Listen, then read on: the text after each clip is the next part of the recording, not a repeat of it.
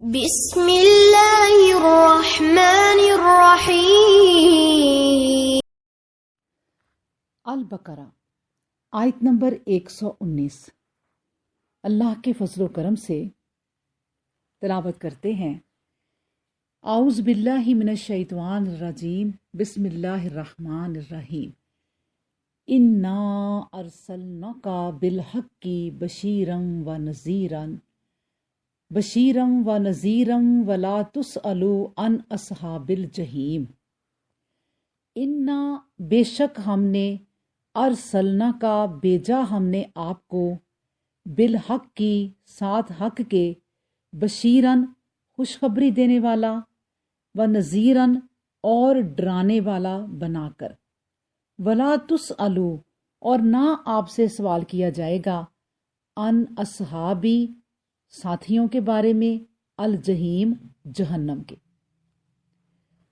اللہ سبحانہ و تعالیٰ فرماتے ہیں کہ اے پیغمبر، ہم نے تمہیں اس لیے بھیجا ہے کہ بشارت دو اور متنبہ کر دو۔ جو لوگ دوزخی گروہ میں شامل ہو گئے، آپ ان کے لیے جواب دہ نہیں ہوں گے۔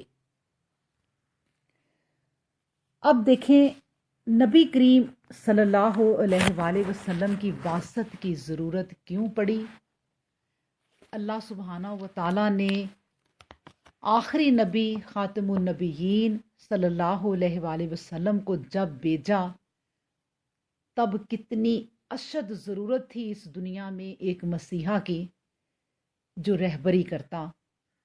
میں آپ کے سامنے سب سے پہلے اس زمانے کی دنیا کا حال آپ کے سامنے تھوڑا سا رکھ دیتی ہوں، تاکہ سمجھ آ جائے کہ نبی کریم صلی اللہ علیہ وسلم کی کتنی اشد ضرورت تھی اب اس زمانے کو۔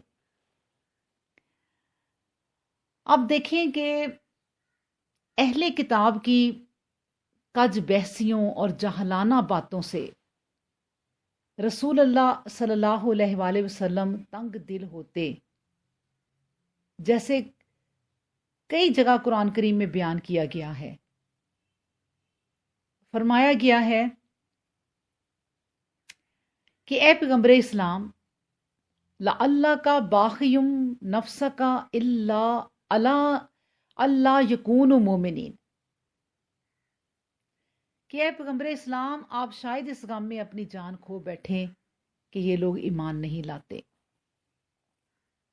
اس لیے آپ صلی اللہ علیہ وآلہ وسلم کے اطمینان قلب کے لیے یہاں ارشاد فرمایا کہ ہم نے تم کو خواہ مخواہ رسول بنا کر نہیں بھیجا، بلکہ پوری دنیا کے حالات و واقعات کا مکمل تقاضا تھا کہ اب وہ خاتم الانبیاء تشریف لائے، جس کے بعد رسالت کا دروازہ ہمیشہ ہمیشہ کے لیے بند ہونے والا تھا۔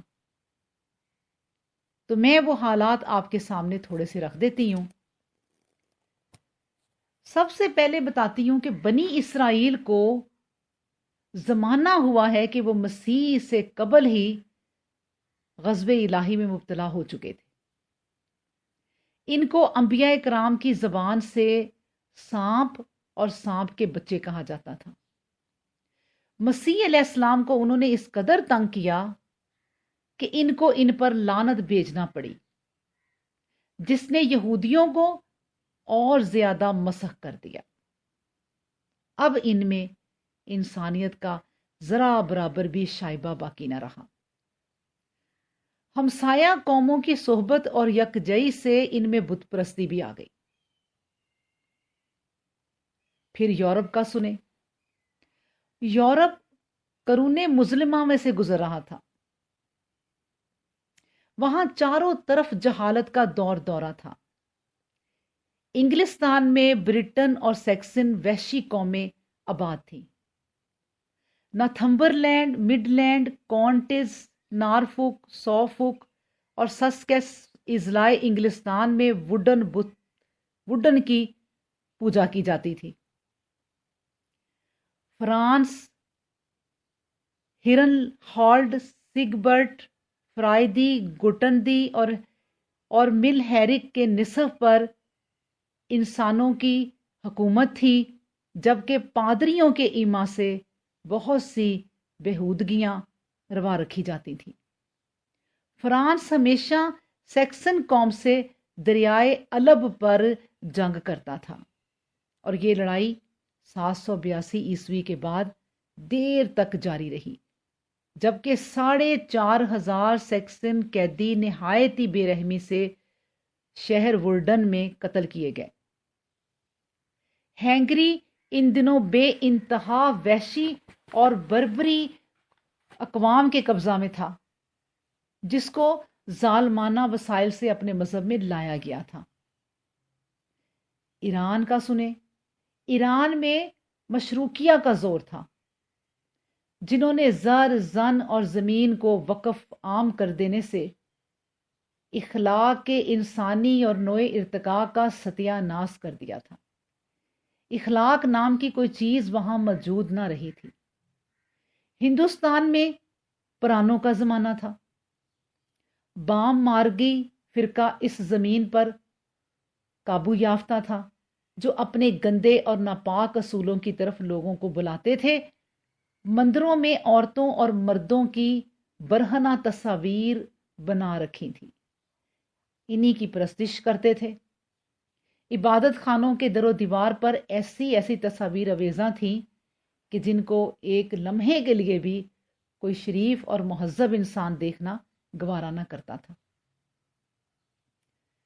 कीरे इंसानी का अदब एहतराम होता था, अल्लाह अकबर, और इसकी तस्वीर यानी मुजस्मे बनाकर मंदिरों में रखे जाते थे, जो औरतों की मुश्किल कुशाई के काम आते थे।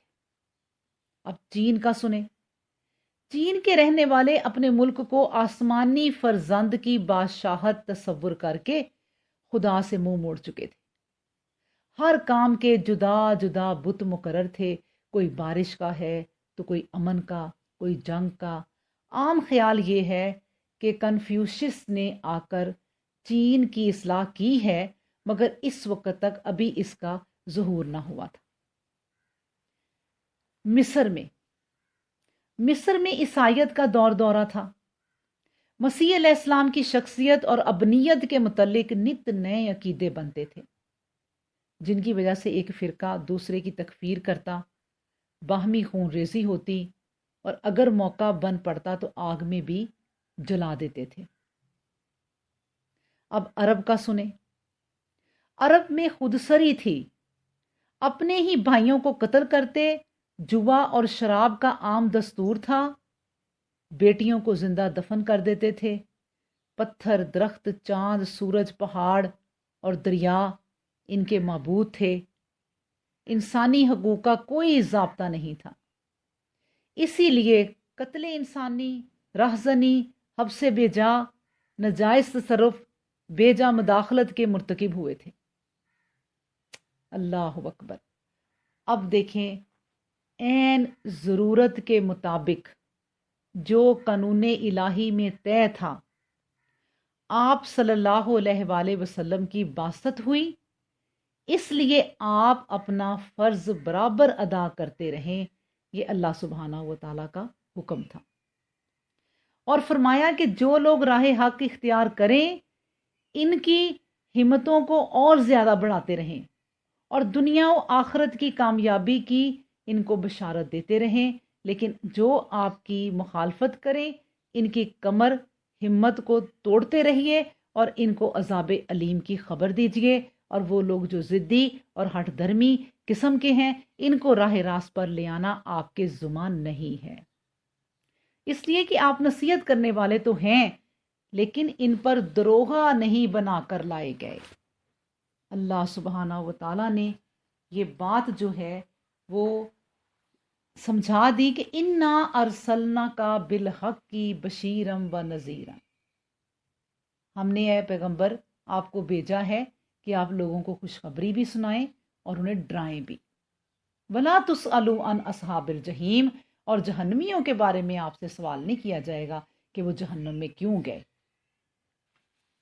अब देखें, मुस्निद अहमद में है कि हज़रत अब्दुल्ला बिन उमर बिन आस रज़ी अल्लाह अन्हु से हज़रत अता बिन यस्सार रहमतुल्लाह अलैह ने पूछा कि रसूलुल्लाह सल्लल्लाहु अलैहि वसल्लम की सिफ़त व सनात और आत्मी क्या है। تو آپ نے فرمایا ہاں، انہوں نے سچ کہا۔ اپنی حضرت عبداللہ بن عمرو نے انہوں نے کہا کہ ہاں، اللہ کی قسم، جو صفتیں آپ صلی اللہ علیہ وآلہ وسلم کی قرآن میں ہیں وہی تورات میں بھی ہیں۔ تورات میں بھی ہے کہ اے نبی، ہم نے تجھے گواہ اور خوشخبریاں دینے والا اور ڈرانے والا اور ان پڑھوں کا بچاؤ بنا کر بھیجا ہے۔ تو میرا بندہ اور میرا رسول ہے، میں نے تیرا نام متوکل رکھا ہے۔ تو نہ تو بد زبان ہے، نہ سخت گو، نہ بد خلق، نہ بازاروں میں شور و غل کرنے والا ہے، نہ تو برائی کے بدلے برائی کرنے والا ہے، بلکہ معاف اور درگزر کرنے والا ہے۔ اللہ تعالیٰ انہیں دنیا سے نہ اٹھائے گا جب تک کہ ٹیڑھے دین کو ان کی وجہ سے بالکل ٹھیک اور درست نہ کر دے۔ اللہ اکبر۔ اور آپ کے سامنے میں نے دنیا کے حالات رکھے۔ ان حالات میں ایک نبی کا آنا اور ان تمام لوگوں کو سیدھی راہ دکھانا کوئی آسان کام نہ تھا۔ اللہ اکبر۔ اور اللہ سبحانہ و تعالیٰ فرماتے ہیں، اور لوگ لا الہ الا اللہ کا اقرار نہ کر لیں اور ان کی اندھی آنکھیں کھل نہ جائیں اور ان کے بہرے کان سننے نہ لگ جائیں اور ان کے زنگ آلود دل صاف نہ ہو جائیں، تب تک میرا رسول جو ہے وہ ان میں تبلیغ کرے گا۔ اللہ اکبر۔ ایک بہت بڑی ذمہ داری تھی نبی کریم صلی اللہ علیہ وآلہ وسلم کی، لیکن اللہ تبارک و تعالیٰ نے انہیں اپنا ایک ذریعہ بنایا، قرآن اتارا جبرائیل علیہ السلام کے ذریعے اور دنیا تک پیغام پہنچایا۔ اب جو اس پیغام کو سن کے اس پر عمل پیرا ہوگا، اپنی زندگی کو سنوار لے گا، اس کی تو نجات ہے، اور جو نہیں سنے گا اور نہیں عمل کرے گا، اپنی زندگی کو نہیں بدلے گا، تو اللہ سبحانہ و تعالیٰ نے فرما دیا اور اپنے نبی کو بھی یہ ایک بہت بڑی تسلی دے دی کہ وَلَا تَسْأَلُوا عَنْ أَصْحَابِ الْجَحِيمِ، تو جتنے جہنمی ہوں گے آپ ان کی ٹینشن نہ لیں، آپ ان کے بارے میں غمگین نہ ہوں، اپنے دل میں درد نہ رکھیں، ان کے بارے میں آپ سے کوئی سوال نہیں ہوگا کہ وہ جہنم میں کیوں گئے۔ آپ کا کام ہے اللہ کا پیغام پہنچا دینا۔ تو اللہ تعالیٰ سے دعا کریں کہ ہم بھی جو آیت پڑھیں غور و فکر سے پڑھیں اور اس پر عمل کرنے کی پھر پوری کوشش کریں، اور پھر یہ کوشش کریں کہ یہ پیغام جو ہے وہ آگے بھی پہنچا سکیں۔ وآخر الدعوانا ان الحمد للہ رب العالمین۔